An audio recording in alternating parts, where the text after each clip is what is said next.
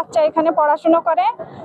এখানে কয়লা রাখার জন্য যে গাড়ির আওয়াজ, ডাম্পারের শব্দ, তারপরে কয়লা একটা দূষিত জিনিস, ওদের শ্বাস নিঃশ্বাসের কষ্ট হচ্ছে। এখানে যদি কয়লা থাকে তো আমরা আর মাদ্রাসায় পড়াবো না বাচ্চা। কয়লা এই জায়গায় রাখতে পারবে না, কয়লা এই জায়গাতে অন্য জায়গায় কোনো জায়গায় শিফট করবে। এই জায়গায় কয়লা রাখলে বাচ্চাদের অসুবিধা হবে, কারণ এরা রাত দিন 24 ঘন্টা এই জায়গায় থাকতেছে, এদের তো অনেক অসুবিধা হচ্ছে। মাদ্রাসা কর্তৃপক্ষ এবং এলাকার জনগণের স্বাস্থ্য হুমকির মধ্যে পড়ার কারণে, বিশেষ করে আমাদের মাদ্রাসার পাশে এবং এই জনবহুল এলাকার মধ্যে একটা কয়লার ড্যাম করা হয়েছে, আপনারা দেখছেন মাদ্রাসার পাশেই। তো এখানে আমাদের যে কোমলমতি 4 বছর থেকে 4.5 বছর এবং সর্বোচ্চ 10 বছরের বাচ্চারা এখানে লেখাপড়া করে, তো তাদের স্বাস্থ্য ঝুঁকির মধ্যে পড়বে নিঃসন্দেহে। আপনারা জানেন কয়লার যে ডাস্ট আছে, কয়লার যে গ্যাসটা আছে, এটা অত্যন্ত স্বাস্থ্যহীনতার পরিচয় দেবে। এজন্য আমাদের যে কোমলমতি বাচ্চারা এরা সুস্থতার সাথে লেখাপড়া করতে পারবে না। এটা আমাদের গার্জিয়ান পক্ষ এবং এলাকাবাসী আমাদেরকে বারবার করছে।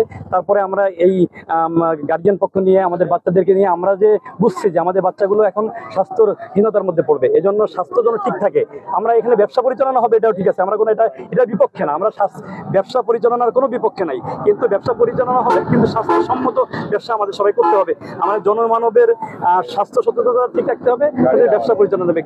গাড়ির আওয়াজ হবে, ড্যাম্পের আওয়াজ হবে, ট্রাকের আওয়াজ হবে, যে আওয়াজগুলো আমাদের বাচ্চাদের চরম পর্যায়ে লেখাপড়া করতে খুবই ক্ষতির মধ্যে পড়বে এবং হুমকির মধ্যে পড়বে, স্বাস্থ্য হুমকির মধ্যে পড়বে, তাদের মানসিক হুমকির মধ্যে পড়বে, লেখাপড়া করতে পারবে না। সাথেই যে কয়লার ড্রামটা, এতে সাংঘাতিকভাবে ছাত্রদের এবং এলাকাবাসীর শুনলাম বেশ মানুষের জীবনযাত্রা হুমকির মুখে পড়ে যাচ্ছে। এজন্য আমরা এসেছি যাতে করে উভয় পক্ষ মিল রেখে তারা ব্যবসা বাণিজ্য করতে পারে, মানুষের স্বাস্থ্য ক্ষতি না হয়।